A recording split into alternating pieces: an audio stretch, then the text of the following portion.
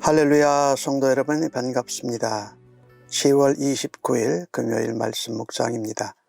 오늘 본문은 욥기 14장 13절로 22절입니다. 함께 성경을 읽으십시다.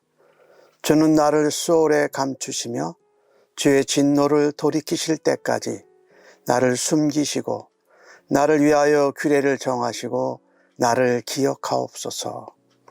장정이라도 죽으면 어찌 다시 살리이까? 나는 나의 모든 고난의 날 동안을 참으며 풀려나기를 기다리겠나이다.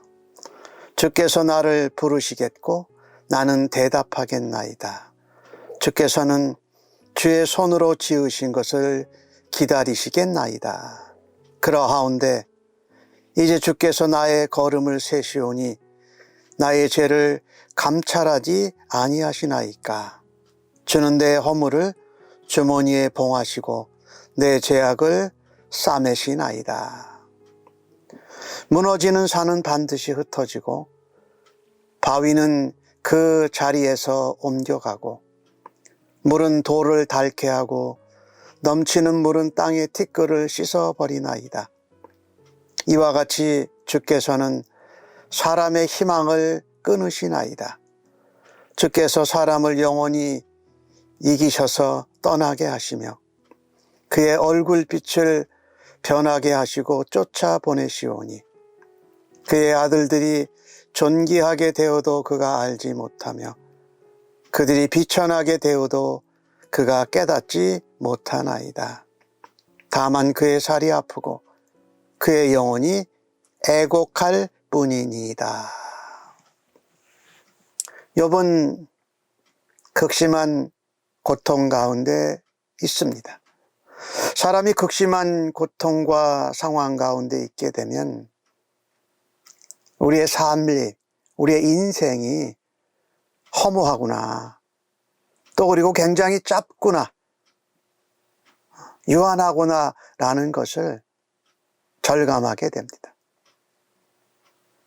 욥은 사람이 죽어서 수월, 음부에 내려가면 다시 살 수 없다라는 것을 압니다. 그런데 오늘 욥은 13절에 수월의 날을 감추시고 하나님이 진노를 돌이키시기를 기다린다고 합니다. 그때까지 하나님이 수월의 날을 숨겨주시고 또 나의 시간을 하나님이 정하신 것을 하나님이 기억해 달라고 말합니다. 참 특별한 것이지요. 하나님의 특별한 긍휼하심, 특별한 역사를 통해서 어두운 음부가 욥의 숨김처가 되고 피난처가 되도록 하나님이 해주시기를 바라고 있습니다. 장정이 다 죽지만 나는 수월에서, 그 어두운 곳에서 고난의 날 동안을 참아내겠습니다. 하나님께서 다시금 회복시켜 주시고 풀어주실 것을 기다리겠나이다 라고 14절에 고백을 합니다. 두 단어를 욥이 강조하는데요. 하나님 나를 기억해 주십시오. 그리고 나는 기다리겠습니다 라는 거죠. 음부에서라도 고통의 시간을 참아내고 풀려날 것을 기다리겠습니다. 이것은 욥이 아주 어려운 고통과 아픔의 시간을 지나는 가운데에도 하나님이 우리의 소망이 되시고 하나님만이 우리의 능력이 되신 것을 아직도 놓지 않고 붙들고 있다라는 겁니다. 욥은 15절에 말합니다. 주께서 나를 부르실 것입니다. 그리고 나는 주님이 부르시면 대답하겠습니다. 그리고 주께서 손으로 지으신 인생, 나를 하나님이 기다리실 것입니다. 이 중요한 얘기인데요. 하나님이 부르시고 또 욥이 대답하겠다라는 것은 부르심과 응답, 대답의 내용은 하나님과 욥 사이에 관계가 회복된다라는 것이지요. 우리가 원한다고 되는 것이 아니라 하나님이 먼저 부르셔야 됩니다. 그리고 그 부르심에 우리가 응답하고 대답하고 나아가는 것입니다. 누가복음에 나오는 그 탕자의 아버지와 그 아들과의 관계처럼 아버지가 먼저 기다려 주십니다. 그리고 맞아 주실 때에 아들이 아버지의 품으로 돌아오는 것이지. 욥은 하나님이 욥의 잘못과 죄를 찾는데 집중하셨지만 하나님이 이제 욥의 죄와 허물을 주머니에 봉하시고 그것을 쌓아 주셔야 한다고 말합니다. 욥은 고통의 순간, 아픔의 순간에도 종말적으로는 하나님만이 소망이다라고 하는 것을 붙들고 있습니다. 즉 말하자면 죽어가는 나무에 물이 소생의 힘이요 근원이 된 것처럼 죽어가고 꼴고 고통당하는 인간에게, 욥에게도 하나님만이 희망이라는 겁니다. 욥처럼 하나님 나를 기억하여 주옵소서. 하나님 나는 하나님의 은혜와 하나님의 도우심을 기다리겠습니다. 말하자면 고통과 어려운 상황 가운데에서도 믿음으로 하나님을 바라다 보는 것입니다. 하나님의 긍휼히 여기심, 하나님의 은혜를 붙들고 놓지 않아야 할 것입니다. 견디어내다 보면 하나님과의 관계가 친밀하게 회복될 것입니다.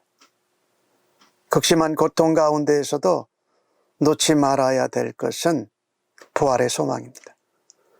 부활하신 예수님이 다시 재림하실 때에 우리도 부활할 것입니다. 그 소망을 붙들고 우리의 고통과 아픔을 기다리면서, 기대하면서 견디어내기를 간절히 바랍니다. 오늘 18절서부터 22절까지 해서 욥은 갑자기 태도가 바뀝니다. 음부에서도 소망을 가지고 있었는데 갑자기 산이 무너지고 바위가 자리를 옮겨가고 물은 돌을 닳게 하고 땅의 티끌을 씻어버린다. 하나님이 사람의 희망, 소망을 이렇게 끊어놓으십니다라고 말합니다. 영원히 움직일 것 같지 않은 바위, 산, 죽은 나무를 되살릴 수 있는 생명의 물이 오히려 돌을 닳게 하고 땅을 씻어버리는 파괴 여기로 바뀐다. 하나님이 그렇다라는 것이지요. 즉 인간의 죽음이라는 것이 지금 현실을 결코 변화시킬 수 없다라고 하는 생각이 욥에게 또 물밀듯이 밀려옵니다. 욥은 20절에 하나님은 사람을 이기셔서 떠나게 하시고 쫓아보내신다. 자녀들이 존귀하게 되고 자녀들이 비천하게 되어도 그걸 알지 못할 정도로 하나님이 밀어내신다라고 말합니다. 인간의 운명과 생사화복을 쥐고 계시는 하나님이 죽음으로 사람을 두렵게 하시고 제압하시기 때문에 실같이 붙들고 있던 그 소망도 희망도 무너져 버릴 것이라고 하면서 다시 절망하는 모드로 돌아갑니다. 죽음의 현실, 고통스러운 절망 가운데 있을 때에 사실 우리는 오락가락합니다.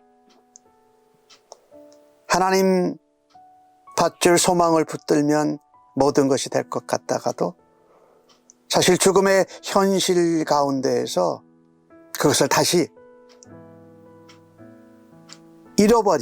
잊어버리는 그런 일을 범하가 한다는 거죠. 사실 고통스러운 아픔과 상황 가운데에서 방황하면서 또 왔다 갔다 하는 욥의 모습을 보면서 우리도 그럴 수 있다라는 거죠. 하지만 그런 가운데서도 여전히 하나님이 소망이시라는 것을 놓지 말아야 합니다. 믿음으로 그것을 단단히 붙들며 살아갈 수 있기를 간절히 바랍니다.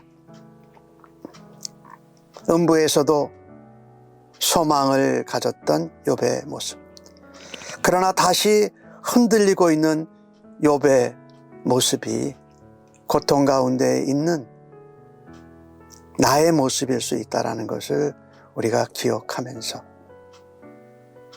다시금 하나님만이 소망이요, 부활과 주님의 재림이 우리의 영원한 소망인 것을 붙들고 현실을 이겨내고 감당하는 오늘 하루의 삶이 되어지기를 예수님의 이름으로 간절히 축복합니다. 아멘. 하나님, 내게는 해결책이 없습니다. 사실은 도망갈 것도 없습니다.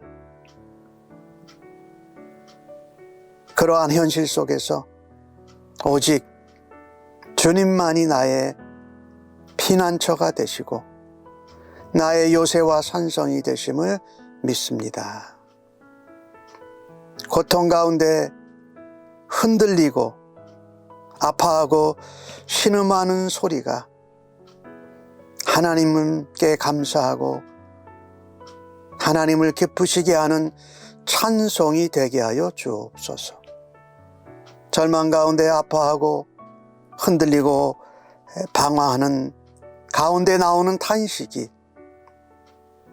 우리의 소망이요, 우리의 영원한 생명이 되시는 하나님께 예수님의 이름으로 부르짖는 기도가 되게 하여 주옵소서. 왔다 갔다 하며 흔들리는 가운데 성령님 친히 임하셔서 우리를 위로하여 주시고 우리와 함께하여 주시고 우리가 하나님께 아뢰을 말을 생각나게 도와주실 줄로 믿습니다. 감사합니다. 예수님의 이름으로 기도합니다. 아멘.